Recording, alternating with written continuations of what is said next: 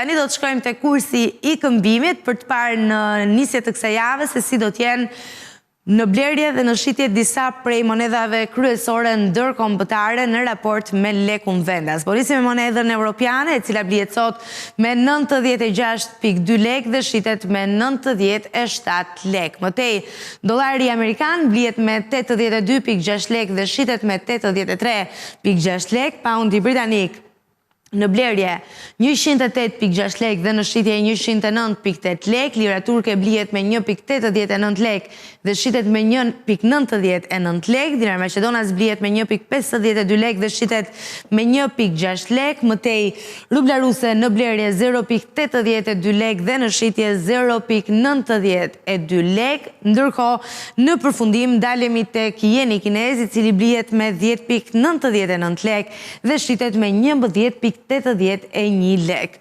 Shohim që këto janë mënyra se si blihen dhe shiten disa prej monedhave kryesore ndërkombëtare në raport me lekun vendas për ditën e sotme. E nisin kështu javën, një informacion me vlerë për gjithë ata që kryejnë transaksione biznesi me vende jashtë Shqipërisë, por edhe për ata që presin para nga remitancat. Remitancat që janë një zë goxha i fuqishëm në ekonominë shqiptare, kryesisht për moshat e treta, me që e patëm edhe fokusin e bisedës sotme pikërisht tek kjo. Ndërkohë që ne kemi arritur në përfundim të start për mëngjesjen e kësaj të hënë.